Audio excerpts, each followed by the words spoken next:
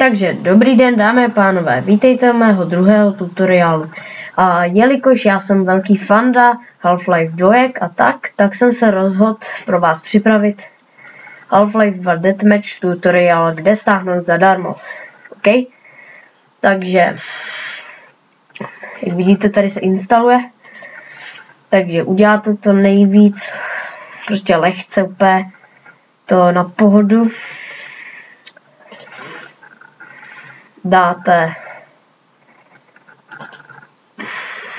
Otevřete si Google, napíšete tam normálně, já to udělám,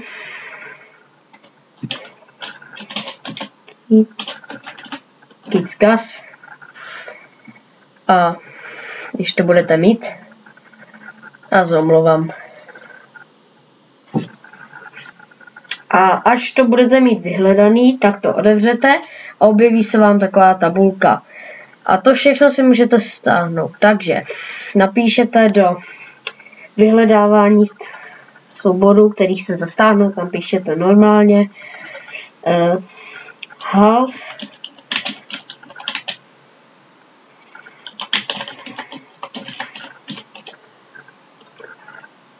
ano, je to správně.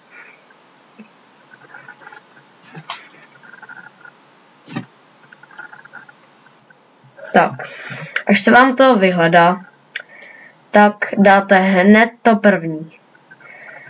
A dáte tu šipečku dolů. Já už to udělat nemůžu, takže dáte tady to. Nebo to druhý, to je jedno, ale prostě musí tam být to, tady to, přesně musí tady být tenhle název. Multi Auto Update, Full Auto Update, Multi Leech. OK, to pak budete mít. No a objeví se vám teda, jak to chcete stáhnout a tady se vám zapne torrent a bude se vám to stahovat. No, takže já to nechám doběhnout. Zatím čau na těch pár sekund. Dámy a pánové, takže jsem zpět a mám to i stažený a jdu to otevřít.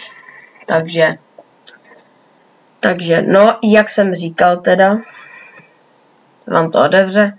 A tady budete mít jakoby setup. To rozkliknete a potvrdíte, že to jakoby chcete.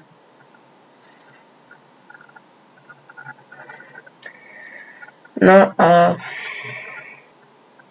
dál už prostě jenom klikáte ano, ano, odškrtáváte. Nevím, tady třeba napíšu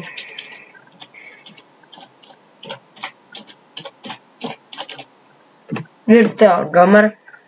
Ano. Ano. Ano. A takhle se vám to nainstaluje. No. A jak se vám to nainstaluje, tak je to stejný jak s Counter-Strike Sourcem. No a teda až se vám to doinstaluje, tak vlastně budete mít ty dvě ikonky Update a Deathmatch. Ten Half-Life. Tak vy si dáte ten updatete to a můžete hrát multiplayer. Ale jak říkám, musíte nejdřív zapnout ten update a dát pak start, enter, pár sekund se vám to načte a můžete hrát mulťák. No jinak já děkuji, že jste shledli, dejte plus like nebo odběr a čau!